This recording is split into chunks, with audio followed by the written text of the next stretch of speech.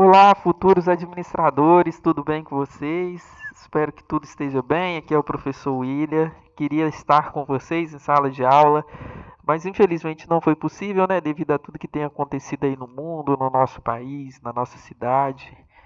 Mas logo, logo estaremos juntos, se Deus quiser. É, eu vou gravar para vocês essa videoaula. É a primeira videoaula, galerinha, que eu gravo na vida. Então eu vou contar muito com o feedback de vocês. Se tiver ficado ruim, se tem algo a melhorar, eu gostaria muito que vocês me dissessem. Se tiver ficado bom, também fala com o professor, porque é legal também a gente ter um feedback positivo.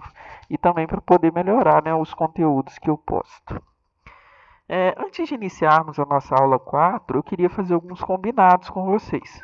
Primeiro, sempre após a aula eu vou deixar algum exercício para vocês fazerem no pós-aulas, que são exercícios para vocês praticarem o que foi visto ao longo da aula. Professor, é para te entregar? Não, não é para me entregar, mas eu gostaria muito que vocês fizessem no caderno para praticar e até estudar para a prova, né? Segundo combinado, ao longo das aulas eu vou falar uma palavra-chave. Essa palavra-chave é, é para vocês preencherem num formulário que eu vou deixar. Esse formulário vai ser basicamente nome, curso e período e vai colocar para mim a palavra-chave. Essa palavra-chave é para mim colocar a presença de vocês, né, na chamada. Vai ser uma forma de eu saber se vocês estão participando ou não, tá bom? Então, ao longo da aula, eu vou falar em um dado momento uma palavra-chave. E vocês anotem e coloquem no formulário para mim. Deixei aí na tela para vocês o meu e-mail. Vou deixar também o meu contato pessoal, vou mandar para vocês. E caso tenha alguma dúvida, alguma sugestão, esses feedbacks da aula também podem me mandar, que eu estou à disposição de vocês. Eu estou aqui de forma interativa, mas eu estou acompanhando o progresso de vocês e gostaria muito de ter um feedback, ok? Então vamos lá. Antes de iniciar a nossa aula 4, eu gostaria de fazer uma breve revisão do que a gente já viu em sala de aula. Então, na nossa primeira aula, a gente falou um pouquinho disso. Qual a razão de existência de uma empresa? Muitos falaram, é o lucro. Outros falaram, é porque a empresa quer aumentar a produtividade. Outros falaram, é porque a empresa tem um objetivo.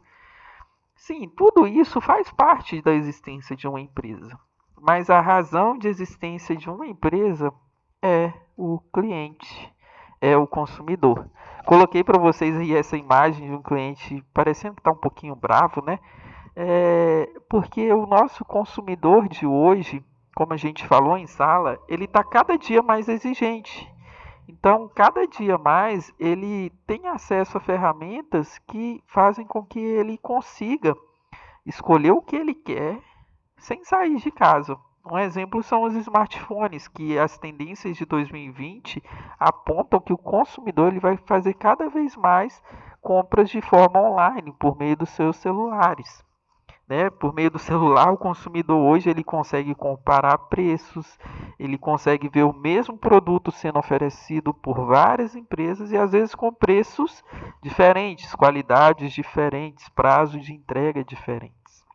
As tendências também apontam que esse consumidor, ele às vezes prefere pagar um pouquinho mais caro por um produto, desde que ele saiba que aquela empresa valorize a sustentabilidade. E vimos também que existe um público-alvo que às vezes está sendo deixado de lado pelas empresas, que são os idosos. Sendo que na boa parte, na grande maioria, esses idosos têm um poder aquisitivo maior. Na nossa primeira aula também, além de falar da razão de existência de uma empresa, nós vimos que estudar a gestão da produção para vocês, futuros administradores, é essencialmente importante. Por que, que é importante? Vocês vão atuar em empresas, em fábricas, em indústrias que têm a produção de um bem ou a prestação de um serviço. E vocês precisam entender como aquele produto é feito e como aquele serviço é produzido, é prestado. Então, a nossa primeira aula basicamente foi isso. Nós entendemos um pouquinho da razão de existência de uma empresa e o porquê estudar a gestão da produção. Ok? Até aí está tudo claro? Espero que esteja, tá bom? Segunda aula, nós falamos um pouquinho disso. capacidade produtiva. Nós vimos que uma empresa ela pode produzir um bem ou prestar um serviço. E a gente, dentro das empresas, precisamos entender o quanto eu consigo produzir. Vou dar um exemplo. Uma pessoa que corta um cabelo, quantos cabelos ele consegue cortar por dia? Uma empresa que produz um carro, quantos carros ela consegue produzir ao longo do dia? Então a gente viu por meio de alguns cálculos, né, com fórmulas já estabelecidas, já deixei para vocês no AVA essas fórmulas, a gente viu que a gente consegue entender e saber o quanto eu consigo produzir ao longo do dia, né? E nós vimos que a produção ela pode ter dois tipos de perdas: perdas programadas e perdas não programadas. O que é uma perda programada? Vou dar um exemplo para ficar mais claro.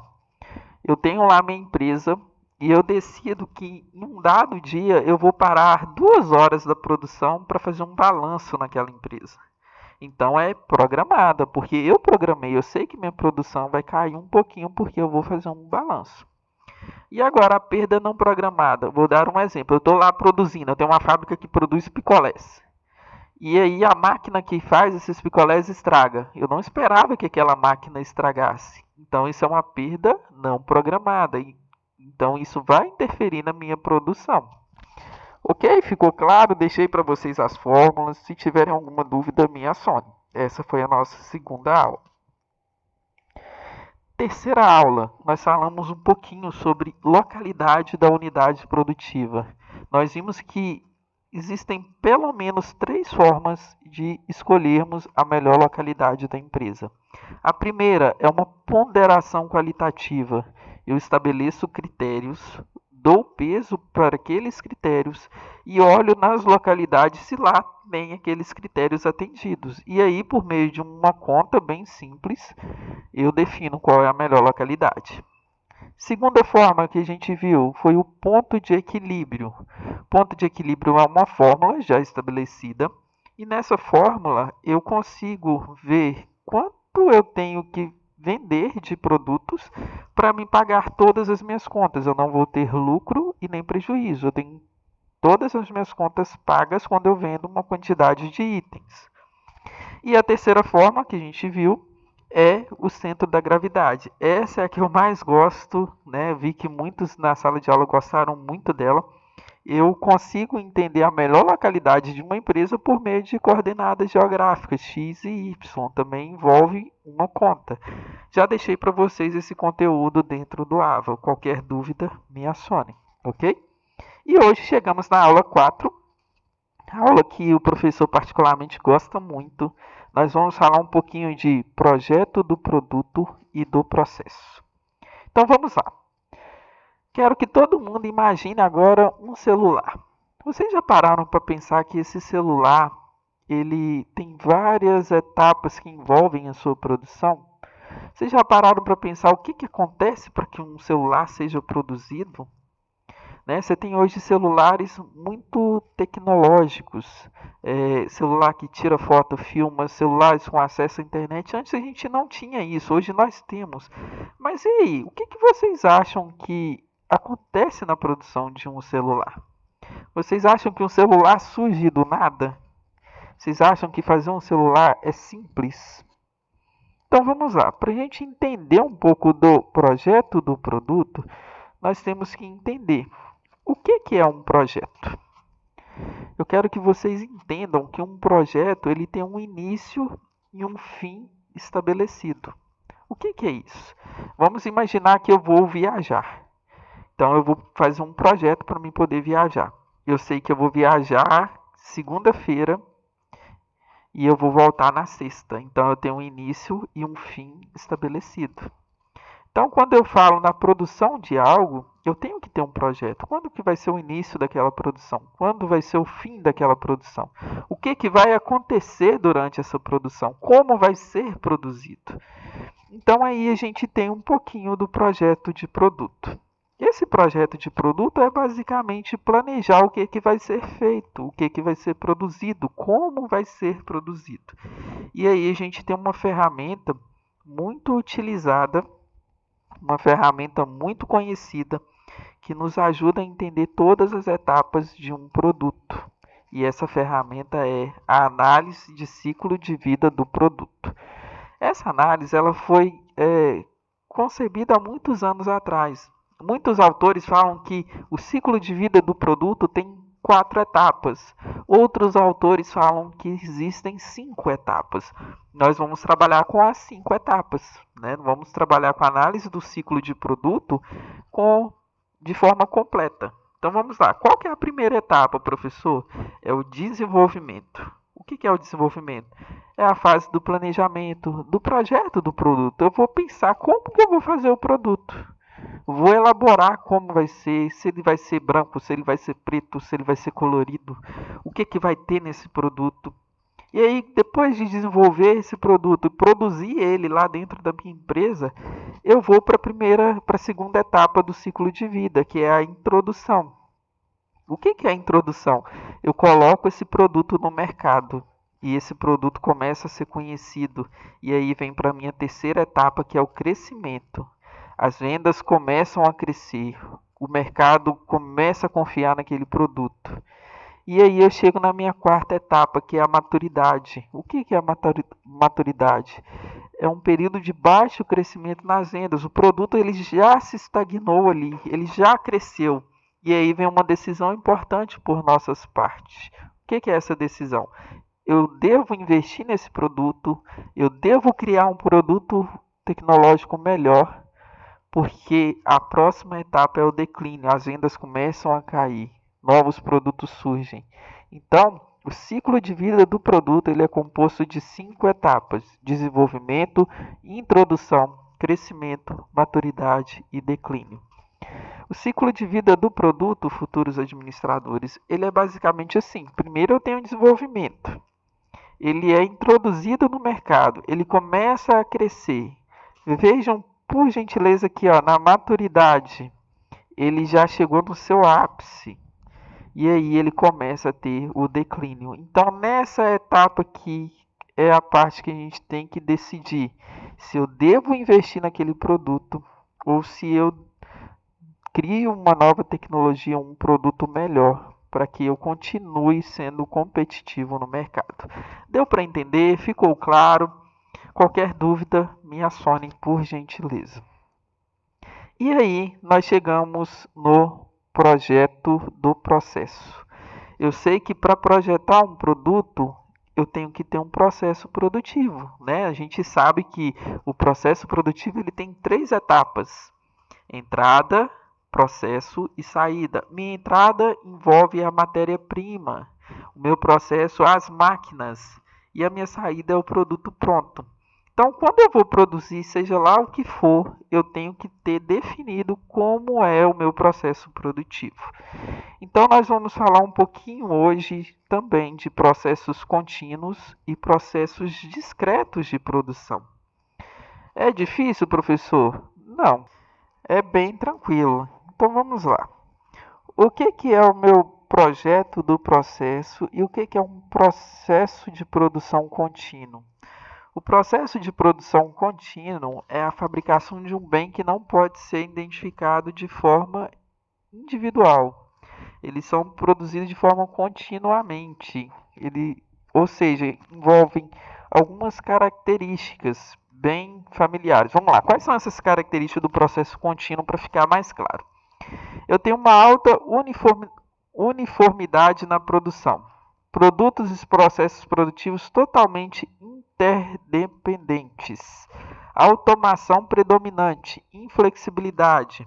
Necessário altos investimentos em equipamentos e instalações. A mão de obra é empregada apenas para a condução e manutenção das instalações, sendo seu custo insignificante em relação aos outros fatores produtivos. Ok, professor, até agora você só leu. O que é um processo contínuo de produção? Vou dar um exemplo para ficar mais claro. Produção de petróleo, produção de energia elétrica. Eu não consigo pegar o petróleo e identificar ele de forma individual. Concordam comigo? O petróleo ele vai estar lá, é o líquido passando. Eu não consigo pegar o líquido e identificar ele de forma individual. É um processo que está sendo contínuo, está sendo produzido de forma interrupta. Ou seja, vamos lá, produção de energia, eu consigo pegar a energia e identificar ela de forma individual? Não consigo. Então, um processo contínuo de produção, ele tem como característica um alto investimento. E a maioria das coisas que ocorrem nessa produção é manutenção. Né? Os trabalhadores que trabalham com um processo contínuo, eles vão lá para dar manutenção numa máquina que é automática. Então, processo contínuo de produção, resumindo, é quando eu não consigo identificar aquela produção de forma individual. E aí, além do processo contínuo, eu tenho os processos de produção discretos. É o contrário do contínuo, eu consigo identificar os produtos de forma individual. É a produção de um bem ou de um serviço. Pode ser em lote, pode ser em massa, pode ser padronizado. E aí a gente tem 4 tipos de processo de produção discreto. Eu tenho um processo de produção em massa, o processo de produção em lote, o processo de produção por job e o processo de produção por projeto. Vou falar um pouquinho de cada um desse processo de produção. Então vamos lá. O primeiro, o que é o processo de produção em massa?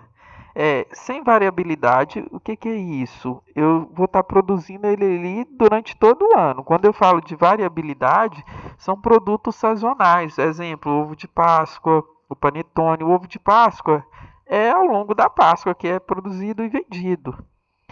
O panetone geralmente é no fim do ano que eu tenho grandes vendas. Então, o processo de produção em massa ele não tem variabilidade, ele é produzido o ano todo. Fortemente padronizado, o que é isso? Eu vou ter um processo de produção estabelecido. Exemplo, as canetas.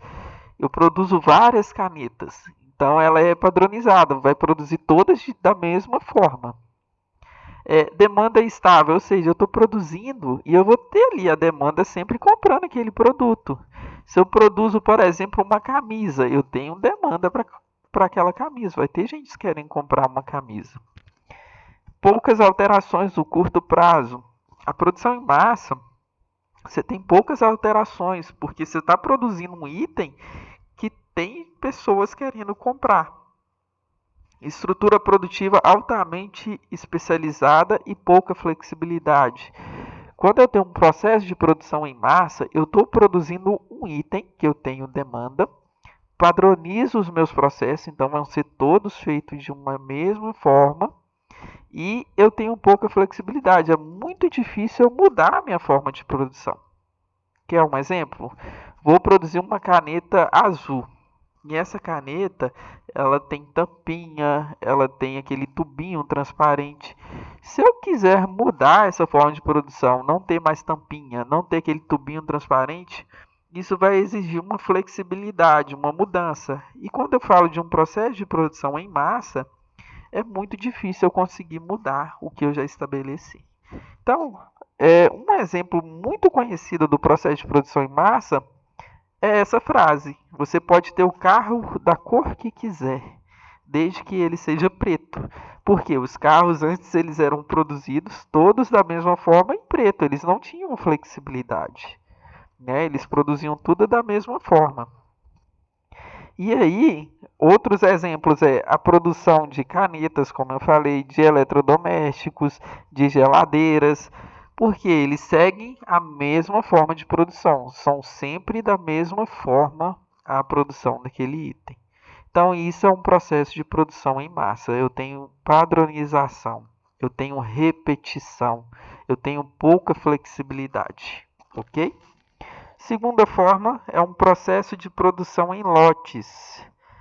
Então, o que é um processo de produção em lotes? É o caso de envolver bateladas que exigem setup de máquinas a cada loja. O que é setup? É a parada de máquinas. Então, quando eu vou produzir algo em lote, eu tenho que fazer a parada de máquinas para regular como vai ser cada lote. O que é isso? Um exemplo, se eu vou produzir um sapato, eu vou regular a máquina para fazer sapatos tamanho 37. Então, regulei a máquina, vai ser feita a produção de sapatos número 37. Agora, eu quero fazer sapatos tamanho 40. Eu vou lá regular a máquina para que faça sapato 40. Regulei ela, Isso houve um setup, né, uma parada das máquinas, e aí eu produzo todos os sapatos tamanho 40. Então, deu para entender? Processo de produção em lote é quando eu tenho que parar a máquina, fazer alguma regulagem nela para que eu consiga produzir os lotes de produção. Quando você vai no supermercado, que você olha um produto, atrás geralmente está lá, lote, e tem um número. Qual que foi o lote de produção? Então, você pode entender nisso que aquele produto teve uma parada de máquina, uma regulagem para que fosse produzido o lote. Alguns exemplos, acabei de falar, o sapato, os alimentos. Então, o processo de produção em lote, ele é bem tranquilo. Terceiro, processo de produção por job. Então, vamos lá, dispensa o setup de máquinas, eu não tenho paradas e regulagem de máquinas. Há o aumento da variedade de produtos exigindo maior flexibilidade. Eu tenho ali um ambiente de produção. Eu tenho várias máquinas, mas todas essas máquinas elas são flexíveis. Eu vou dar um exemplo agora há pouco, daqui a um tempinho, que vocês vão entender melhor. Baixo volume e alta variedade. Eu produzo pouco, mas eu sou bem variável. Eu consigo produzir várias coisas ao mesmo tempo, só que de forma baixa, com pouco volume. A operação processa uma série de produtos que diferirão entre si por suas características. Eu produzo vários produtos, né? Eu tenho grande variedade e cada produto tem uma diferença entre si por causa da sua característica. Vou dar um exemplo para ficar claro. Um alfaiate, uma gráfica, uma pessoa que faz restauração de móveis. Eles têm lá no seu ambiente de trabalho diversas máquinas. Mas vocês concordam comigo que um alfaiate ele tem diversas máquinas, ele pode pegar qualquer tipo de serviço? Porque ele consegue atender com as máquinas que tem. Ele não vai parar uma máquina, mas ele consegue fazer vários tipos de trabalho. Um restaurador de móveis, ele tem lá suas máquinas, seus equipamentos, e ele consegue pegar qualquer máquina, ou qualquer móvel. Então ele consegue ter ali uma variedade. E uma gráfica, ela tem lá todos os tipos de máquinas dela, mas ela consegue fazer vários trabalhos naquela máquina sem parar ela. Então, quando a gente fala de processo de produção por job, vocês sempre pensem assim: eu tenho várias máquinas e essas máquinas conseguem fazer diversos trabalhos, ok? Espero que tenha ficado claro. E a outra forma é o processo de produção por projeto. O produto exige a dedicação de recursos específicos e exclusivamente para o projeto e que ao final destes são liberados para um novo projeto. O que é isso? Quando eu falo de processo de produção por projeto, geralmente são produtos muito caros, que têm um início e um fim pré-estabelecido. Aqueles produtos que eu tenho que ter um projeto amplo, eu tenho que projetar muito bem, porque envolve muito dinheiro. Um exemplo seria a produção de navios, a produção de avião. Eu tenho que ter ali um projeto, envolve muito dinheiro e ele é bem específico para quem quer comprar. Então, o processo de produção por projeto ele é o mais tranquilo da gente lembrar. Toda vez que falar dele, a gente vai lembrar da produção de avião, da produção de navio, porque envolve um projeto, altos recursos e é muito caro. Ok? Então, essas são as formas do processo de produção. Nós vimos o processo de produção contínuo e o processo de produção discreto. Então, professor, dito isso, quais são as palavras-chave do processo produtivo? Primeiro, eu tenho especificação, padronização e simplificação. Especificação, eu vou especificar o que tem que ter naquele produto, como aquele produto vai ser produzido. Padronização, eu consigo padronizar, eu consigo seguir uma sequência lógica dessas atividades. E terceiro, eu acho que esse terceiro é o mais especial para a gente. Eu consigo simplificar as atividades de forma a baixar o meu custo?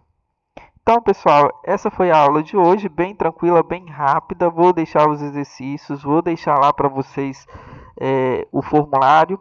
Palavra-chave de hoje, produção. Coloquem lá no formulário, palavra-chave, produção. Tá bom? Qualquer dúvida podem mencionar, estou à disposição de vocês. Um abraço e até a próxima aula.